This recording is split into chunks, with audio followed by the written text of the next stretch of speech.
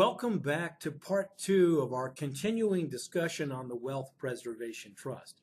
I'm your host, Attorney Michael Potter.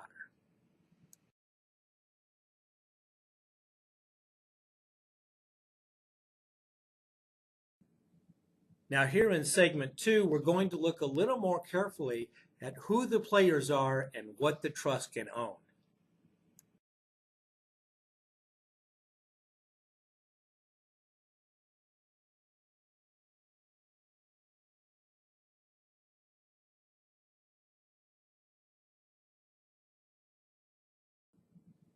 Now let's begin by looking at who the players are. First of all, we have the founders. In the law, they're referred to as the grantors of the trust.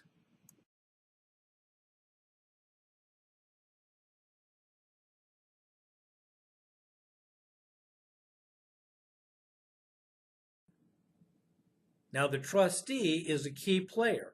You're going to select that person.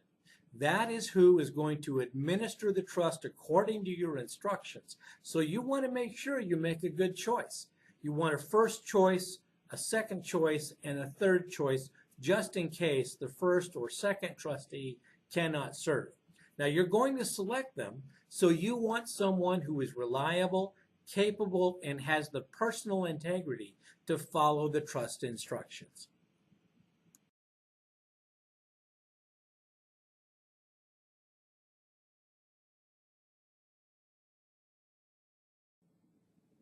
Now, when you select that trustee, you're going to want someone that not only is reliable and has personal integrity, but also understands that they have a higher duty to the beneficiaries of the trust.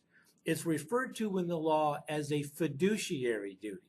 That means that it's a higher standard than they would be held to in taking care of their own money and property. So you can see it's important to select someone that you really have faith in.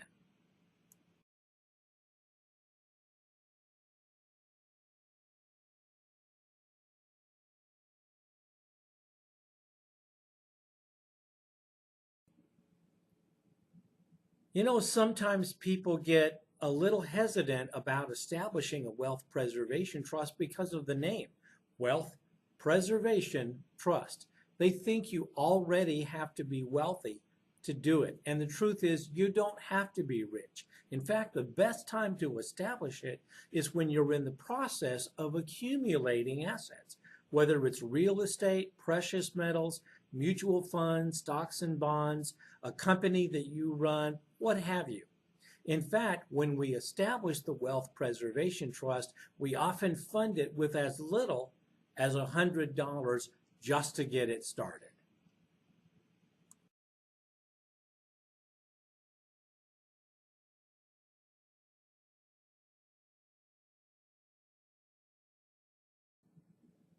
You know, as I speak at workshops and seminars around the country, I'm often asked if it's a good idea to have more than one trustee, and I do think so.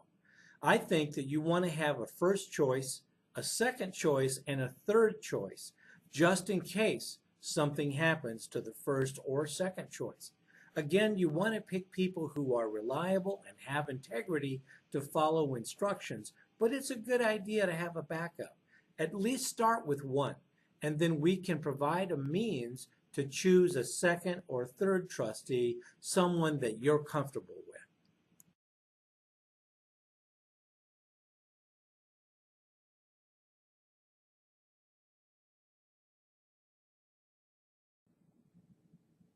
Now, you know, if you've attended one of my workshops around the country, you're probably already familiar with the concept that I like called gradual inheritance. I like this idea because it allows your beneficiaries time, time that they need to become more mature, to become more productive members of society, to achieve some of the educational and maybe career goals that you've set out for them. Gradual inheritance is a great idea. And in the graphic that you just saw, there was a sample where the beneficiaries received a certain amount at age 25, another amount at age 30 or 35, and then the next amount at 35 or 40. Now, you can set whatever ages you want, but by having a gradual inheritance over time, it will allow your beneficiaries to stand on their own 2 feet and not have the trust as their primary means of support, but as a reward for attaining certain goals.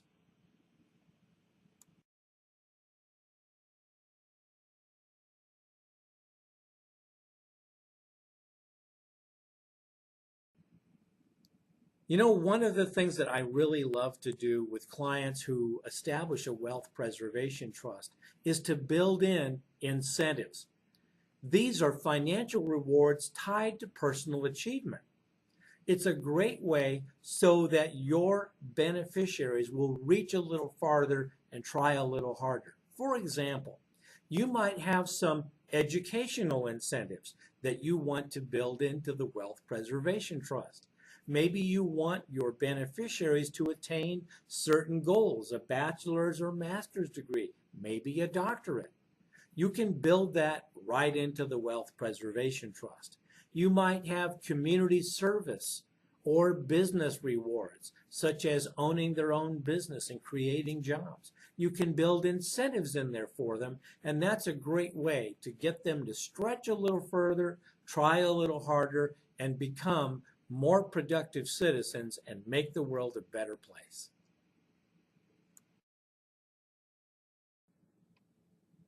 Now, there are a variety of contexts in which to establish the Wealth Preservation Trust. I really like the idea of establishing it in the context of an integrated plan, where your business planning, your retirement planning, your estate planning, and your lawsuit protection planning really function as one integrated unit.